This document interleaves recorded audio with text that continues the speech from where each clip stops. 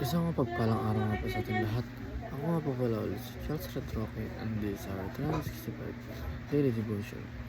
So ngayong araw nga po ay tatalakayan natin na about sa the birth of Isaac.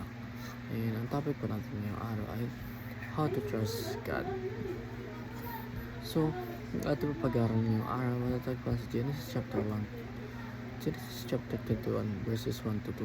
And ang sabi po rito ay, now the Lord was gracious to Sarah, as he said, and the Lord did for Sarah what he had promised.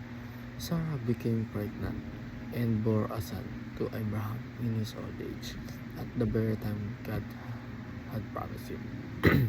O sa Tagalog naman po ay, dinalo ng Panginoon si Sarah ayon sa sinabi niya, at ginawa ng Panginoon si Sarah ang ayon sa kanyang pangako. Si Sarah ay naglihi at nagkaanak ng isang lalaki kay Abraham sa kanyang katandaan. Sa takdang panahon, sinabi ng Diyos sa kanya. So, ang katuroan po natin ngayong araw ay nakapaloob sa trusting God's agenda. At ang una pa rito ay God has His own plan.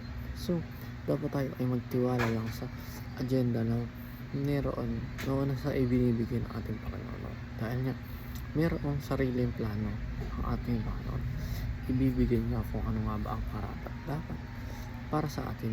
Dahil nga, alam niya kung ano ang tamang araw o kung paano ito ibibigay in a nice way. And ibibigay niya ang kanyang plano sa atin o ang kanyang pangako sa atin sa lahat ng pagkakataon.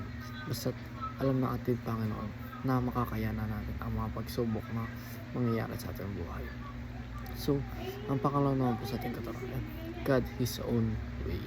So, meron din sariling, kung merong sariling plano ang ating Panginoon, meron din siya sariling way kung paano niya ito ibigay sa atin. So, ginagawa ng ating Panginoon ay binibigyan niya muna tayo ng problems, challenges, and nagsasuffer muna tayo. And dapat natin ay ma-endure natin ang lahat ng ito. Nang sa gayon ay ito ang way ng ating Panginoon upang ipangako niya ang kanyang maipangako niya ang kanyang promise sa atin. And hindi, alam naman natin na ang promise sa ating Panginoon ay hindi napapako. And ang last naman po sa ating katuruan ay God His own timing. So, dahil nga may plano rin ang ating Panginoon at meron din siya sariling way kung paano niya i-give ito sa atin. Meron din siya sariling timing. Alam ng ating Panginoon o ng ating Diyos kung kailan niya ba ibibigay ang tama, ang nakatakda para sa atin. Hindi dapat natin madaliin ang ating Panginoon, kundi dapat ay tayo ay nagtitiwala sa kanyang plano at sa timing na ibibigay niya sa atin, dahil nga alam na ating Panginoon kung ano ang karapat dapat sa ating buhay. And yun lang po, dito na po ako tatapos. Thank you.